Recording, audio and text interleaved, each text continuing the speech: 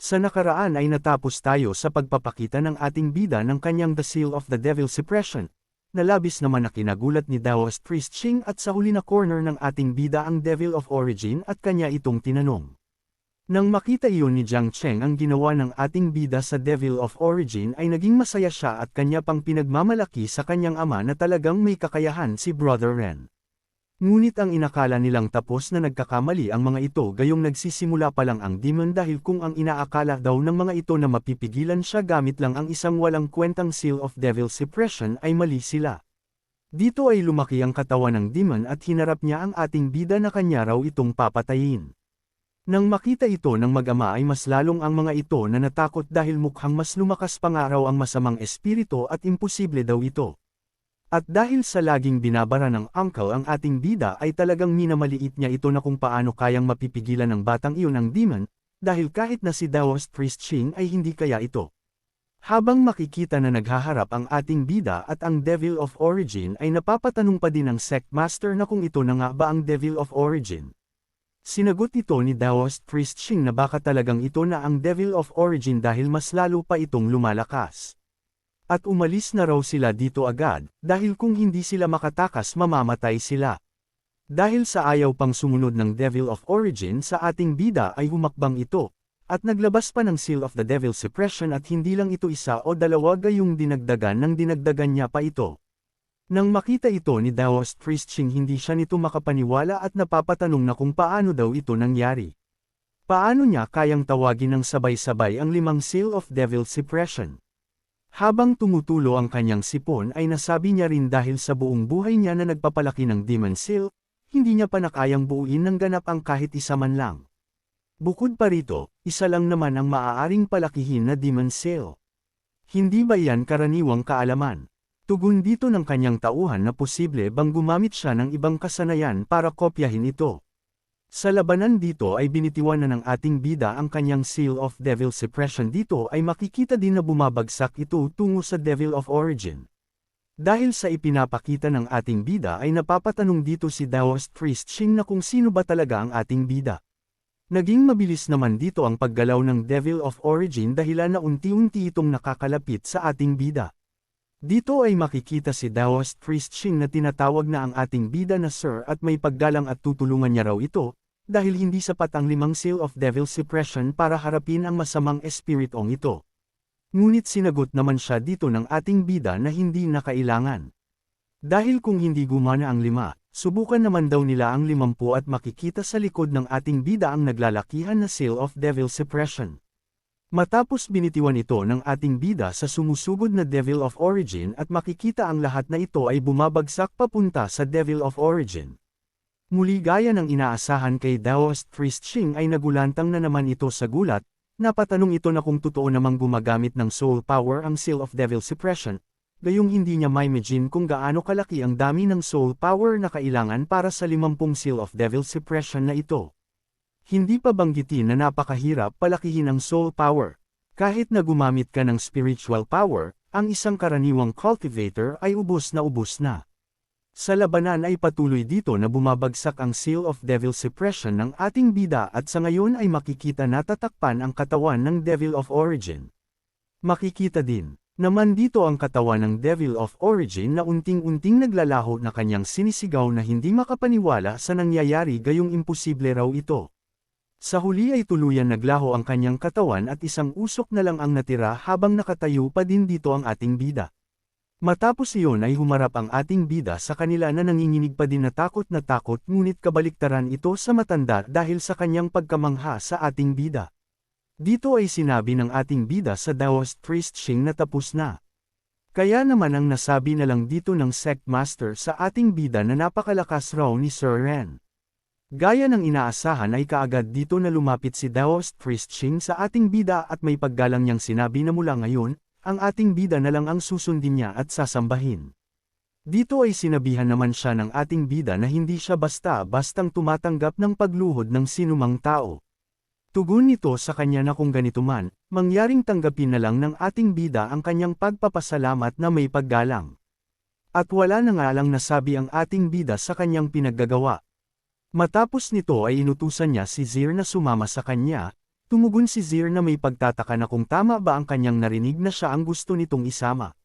Naglakad sila nito papasok sa kuweba kaya naman dahil sa hindi alam ni Zir na kung saan sila pupunta, ay tinanong niya ang ating bida na ano naman ang gagawin nila. Tumugon dito ang ating bida, na pupunta sila sa loob para putulin ang ugat ng Devil of Origin. Sa kanilang pagpasok sa kuweba ay sinabi ni Zir na ang kuweba na ito ay dating lugar na tinitirhan ng mga ninuno ng pamilyang Jiang. Pero nang magkaroon ito ng masasamang espiritu, walang sinumang naang nang ahas pang pumasok dito mula noon. At sa pagdating nila dito sa dulo ay ipinaalam ng ating bida kay Zir na narito na sila. Nagpalingon-lingon naman dito si Zir dahil sa wala siyang anumang nakita kaya tinanong niya ang ating bida na saan ang ugat mismo ng Devil of Origin. Hindi ito sinagot ng ating bida at nagsalita siya na pinapalabas ang Devil of Origin sa ngayon ay bibigyan niya raw ito ng isang pagkakataon para lumabas. Sa harap nito ay makikita ang nagliliwanag na nagmumula sa bato, dahil sa ayaw pang magpakita ng Devil of Origin ay naiinis na sa kanya ating bida, dahilan na gumawa na siya ng paggalaw dito at ibinaba ng ating bida ang kanyang paa at itusan muli na lumabas na ito. Sa ginawang iyong ng ating bida ay hindi na rin pa nagtagal ang Devil of Origin sa kanyang pagtatago dahil lumalabas na ito habang makikita ang isang formation sa lupa. Dahil dito ay sumiklab ang napakalakas na aura ng Devil of Origin nang magpakita ito, ngunit nang magpakita ito ay makikita sa kanyang katawan o sa kanyang sungay ay nakatali ito sa mga kadena. Matapos ay humarap ito sa ating bida na galit na kung paano daw nalaman ng ating bida na narito siya. Nang makita ito ni Zir ay nanginginig ito sa takot at hindi pa rin makapaniwala na kung ito na nga ba ang Devil of Origin. Dahil kahit na nakakulong ito sa isang grand formation, naglalabas pa rin ito ng malakas na presyon. Kung makakatakas ito mula sa formation, siguradong magdudulot ito ng lubos na pagkasira sa makalupang mundo. Ipinapalam ng Devil of Origin sa ating bida na ang grand formation na ito ay itinago ng maraming taon, at walang sinuman ang nakakakita nito. Kaya naman paano daw ng ating bida na nalaman ang tungkol dito? Tumugon dito ang ating bida na siya naman daw ngayon ang magtatanong ng mga tanong. Dahil dito ay nagalit ang Devil of Origin bagaman nakakulong siya sa formation na ito ng maraming taon, na kaya niyang bawasan ang lakas ng Grand Formation. Para sa isang baguhan na cultivator tulad ng ating bida na makipag-usap sa kanya ng ganito, at kung naghahanap na ba ito ng kanyang kamatayan. Sinabihan naman dito ng ating bida si Zir na ibigay nito sa kanya ang kanyang divine power, na pinagtataka ni Zir at kung paano niya naman ibibigay ito. Inutusan siya ng ating bida na ang kanyang primordial ice physique at gumawa ng pinakamalakas na spell. Tumugon si Zir na naintindihan niya. Dito sa paghahanda ni Zir ay kanyang binanggit ang Endless Frost, the world shall be ice-bound. Matapos sa paghahanda ni Zir ay direkta niya itong pinakawalan sa ating bida. Nang matanggap dito ng ating bida ang divine power ni Zir ay nasabi niya sa kanyang sarili na sapat na ito. Sapat na ang dami ng divine power na ito para i-activate ang formation. Dahil dito ay nagalit ulit ang Devil of Origin gayong hindi daw siya sineseryoso o ng ating bida at ngayon mamamatay ito. Ngunit kaagad dito nag-activate ng formation ang ating bida na kanyang isinigaw na ang 9 Departures Grand Formation. Sa pasugod na Devil of Origin ay kaagad itong natigilan gayong ang mga kadena na nakatali sa kanyang katawan ay nakokontrol ito ng ating bida, upang na magulat siya na hindi makapaniwala sa ginawa ng ating bida. Napagtanto ng ating bida na ang halimaw nga talagang ito ang hinahanap niya. Gayong may aura ito ng kanyang divine power ng vast sea. At dahil sa pagkontrol ng ating bida sa formation ay tulad ng inaasahan ay nanggagalaiti ang halimaw sa galit. Nagpatuloy sa pag-atake ang halimaw dahil kahit man makontrol pa ng ating bida ang formation gayong siya pa rin ang makapangyarihang Devil Lord of Origin. Ngunit sa isang pagbabalang ng kamay dito ng ating bida ay pinaluhod nito ang halimaw dahil sa ngayon ang ating bida na ang nagko-control sa formation. Dito ay sinabihan siya ng ating bida na hindi ito purong dugong Devil of Origin. Dahil kung pipilitin itong labanan pa rin siya papatayin niya ito. Napatanong dito ang demon na kung sino talaga ang ating bida dahil wala nang ibang makakagawa nito, kahit na ang mga inapo ng pamilyang Jiang, maliban na lang kay Haring Jiang, ang makakapag-activate ng formation na ito. Kalmado naman siyang sinabihan dito ng ating bida na bakit hindi ito isa sa mga makapangyarihang purong dugong species mula sa ibang mundo, pero siguradong napakalakas nito noon. Kaya lang kayang pigilan ito ni Jiang Li. Ang enerhiya sa loob mo ang nagpapahintulot dito na maging purong dugong Devil of Origin, tama ba siya? Tumugon dito ang halimaw at tinatanong ang ating bida na kung paano niya ito nalaman gayong nagugulat raw siya. Dahil kung siya ay natural na ipinanganak na Devil of Origin, makakalaya na siya noon pa. Bakit pa siya nakakulong dito ng daan-daang taon? Totoo naman na naging Devil of Origin siya dahil sa Tao Energy. Tanging ang mga natural na ipinanganak na Devil of Origin ang tunay na mga demonyo. Na pinagtataka ng ating bida at kung paano daw niya iyon nakuha. Dito ay ipinaliwanag ng halimaw na ang dahilan kung bakit siya naging Devil of Origin ay dahil may ulan na tumagal ng 3,000 taon noong 80,000 taon na ang nakalilipas. Ang ulan na ito ay naglalaman ng walang katapusang at ang buong kontinente ay tinanggap at nasaksihan ng isang panahon ng cultivation na may malaking pagdami ng mga cultivators. Napatanong naman dito si Zir na kung paano naman maaaring tumagal ng ganito katagal ang ulan. Narinig niya na ang tungkol sa panahon ng cultivation, pero hindi pa tungkol sa ulan na tumagal ng 3,000 taon. Nagpatuloy ang halimaw at naranasan niya raw mismo iyon. Ang ulan na iyon ay hindi karaniwang tubig ulan, naglalaman ito ng kakaibang enerhiya. Ngayon tinatawag nilang itong Tao Energy. Maraming cultivator ang naligo at nagpalaki ng lakas sa ulan na iyon. Maraming sanggol ang isinilang na may pambihirang katangian at espesyal na physique. At maraming cultivators ang nakaya ring lampasan ang kanilang mga limitasyon para maging malalakas at itatag ang kanilang sariling mga paaralan at sektahan, na naging karangalan sa buong panahon. Doon din siya naging Devil of Origin. Napaisip dito ang ating bida na mukhang ang kanya raw divine power ng vast sea ay may kaugnayan sa ulan na iyon.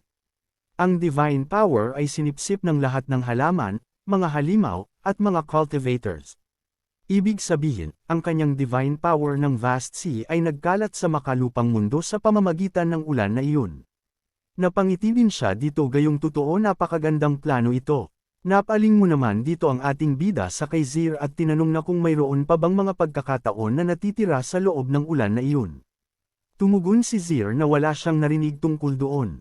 Nagsalita dito ang halimaw na paano naman makakaalam ang isang mababang uri ng batang babae tulad niya. Karamihan ng Tao Energy ay nakabaon na sa pinakamalalim na bahagi ng mundo. Daan-daang taon matapos ang ulan na iyon, dahan-daang lumitaw ang mga talento sa mundong ito tulad ng pagdating ng tagsibol. Sa napakabihirang pagkakataon, may mga ulan pa rin ng Tao Energy, pero maaaring minsan lang mangyari iyon. Dito ay naitanong ng ating bida sa kanya na medyo curious lang siya.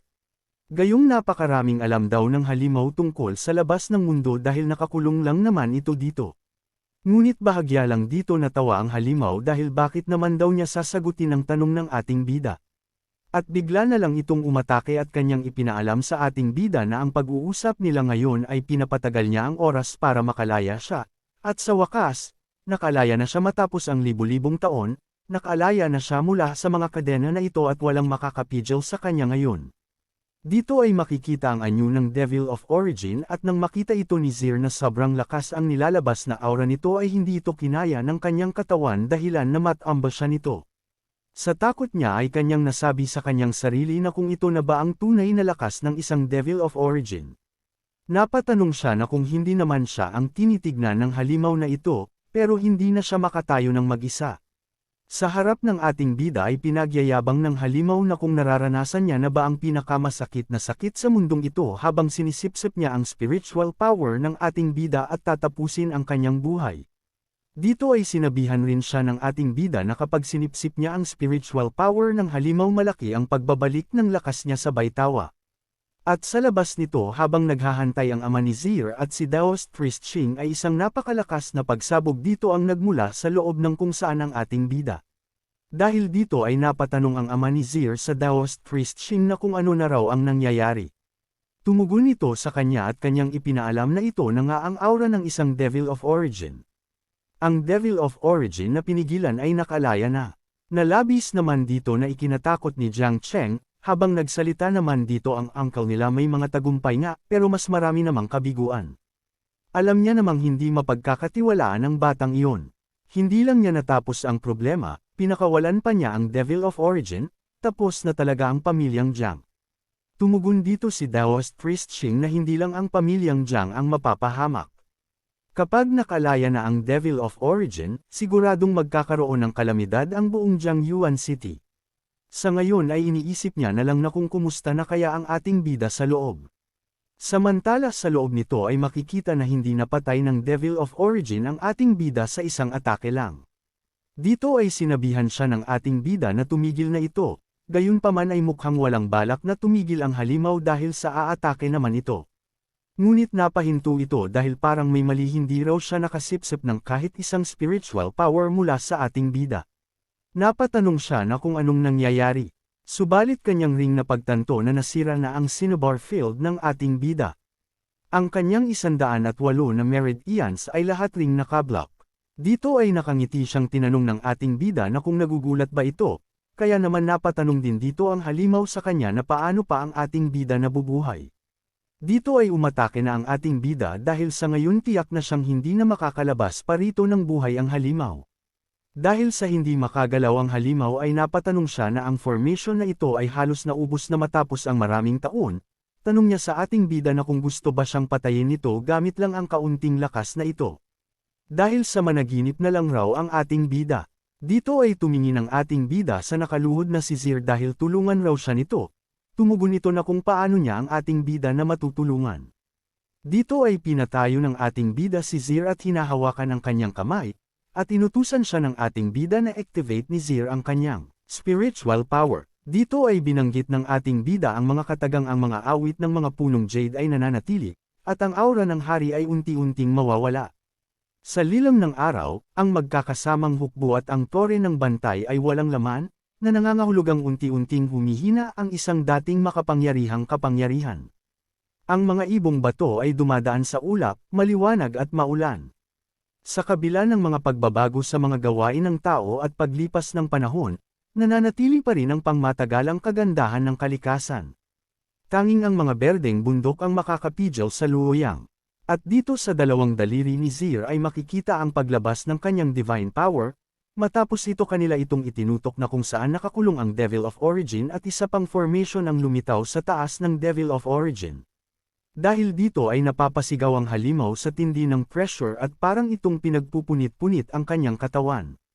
Nagpatuloy ito dito ay sinisigaw ng halimaw na hindi daw ito pwede, hindi siya napapatay ng formation sa daan-daang taon. Napatanong siya na kung paano nangyayari ito at sino ba talaga ang ating bida. At dahil sa tindi nito ay makikita na unting-unting naglalaho ang katawan ng Devil of Origin, sa huli ay tuluyan itong naglalaho at naging bulang bilog na kung tawagin na orb. Matapos ay napatanong dito si Zir na kung ano yung bagay na naiwan ng Devil of Origin.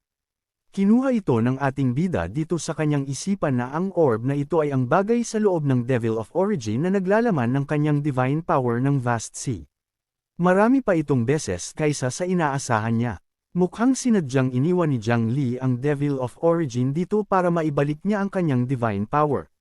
Pagkatapos naman, para mapigilan ang sapat na dami ng divine power ng vast sea, kailangan ng isang sapat na malakas na sisidlan.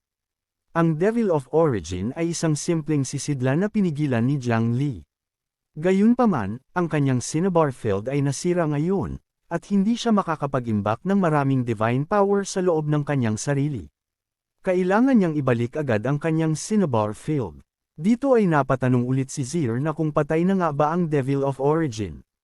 Tumugon dito ang ating bida, oo, patay na ang Devil of Origin at pwede na silang umalis mula rito. Sa isip dito ng ating bida dahil matapos niyang makuha ang bagay na iniwan ni Jiang Li para sa kanya, maaari na siyang umalis sa tahanan ng pamilyang Jiang. Samantala sa labas nito ay natatakot pa rin ang mga ito. Dito ay sinabihan ng uncle ang ama nila Zir na huwag na silang maghintay pa. Dahil may oras pa silang, mag-isip na lang sila ng daanan para makatakas. Kung lalabas ang Devil of Origin mula roon, tapos na silang lahat. Dahil dito ay nagalit ang ama nila Zir dahil tumahimik daw ito. Nandoon pa rin si Sir Ren at Zir sa loob. At umalis na ito kung gusto nito pero hindi siya aalis. Ginawa ito ng kanyang kapatid at ginagawa niya raw ito para sa pamilyang Jiang. Ang anak niya ay nakakulong pa rin sa kanyang tahanan. Pupuntahan niya ito para tignan kung ayos lang siya. Ngunit sa kanya palang isip dito ay kung mamatay si Zir, walang sinumang ang susuporta sa isang walang kwentang young master tulad ni Jiang Cheng. Pagkatapos, ang anak niya, si Jiang Yunfei, ay magiging susunod na pinuno ng pamilyang Jiang. Habang naghahantay sa paglabas sila nito ng ating bida at nang makita ito ni Daoist Priest Ching ay kanyang ipinaalam kaagad sa sect master na lumalabas na sila. Narinig naman ito ng uncle kaya naman napalinggan ito sa kanyang likod, at nang kanyang makita na buhay pa talaga ang dalawa ay hindi siya makapaniwala at napapatanong na kung paano nangyari iyon. Dito ay kaagad na lumapit ang ama ni Zir at tinanong na kung maayos lang ba ito, tumugon ito sa kanyang ama na muntik na silang mapahamak. Ang ugat ng Devil of Origin ay tuluyan ng naalis. Dito ay napaisip naman si Daoist Priest Ching na maaaring mukhang hindi gaanong malakas ang cultivation ni Sir Ren, pero kayang niyang gamitin ang 12-12 ng Seal of Devil Suppression. Napakalakas ng kanyang spiritual power. Pinatay pa niya ang isang Devil of Origin na nakalaya mula sa formation, talagang hindi ka panipaniwala ang mga kakayahan niya. Sa hinaharap, dapat na maging kaibigan nila ang gaya ni Sir Ren. Kaagad naman dito na lumapit ang ama ni Zir sa ating bida at mangyaring tanggapin raw ang kanyang paggalang. Gayong iniligtas daw ni Sir Ren ang buong pamilya niya. Kung mayroon anumang hiling ang ating bida huwag daw itong maiyang sabihin sa kanya. Gagawin niya ang lahat para matupad ito. Tumugon dito ang ating bida na huwag na lang pag-usapan ito. Ang tanging hiling niya lang ay gusto niyang kumuha ng isang bagay mula sa pamilyang Jiang. Tinanong ito ng sect master na kung ano ito ang gusto ni Sir Ren. Sinabi dito ng ating bida na hindi niya alam ang eksaktong anyo ng bagay na iyon, pero iniwan ito ng ninuno ng pamilyang Jiang, si Jiang Li. Sa isip ng ating bida palagi nang maunawain si Jiang Li, at malamang na nagbayad siya ng malaking halaga para itago ang kanyang katawan dito. Siguradong may iniwang siyang isang banal na bagay para tulungan siyang ibalik ang kanyang lakas. Tumugon ito na isang bagay na iniwan ng kanyang ninuno. Kung ganito man, mukhang ito ay isang bagay sa ancestral shrine ng pamilyang Jiang, pero hindi nila magawang dalhin dito para sa ating bida.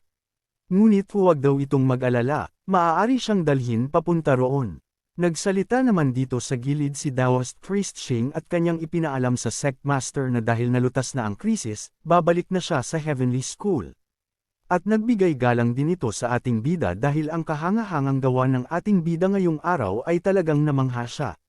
Sa hinaharap, kung kailangan ni Sir Ren ng anumang tulong mula sa Heavenly School, huwag daw itong maiyang sabihin sa kanya.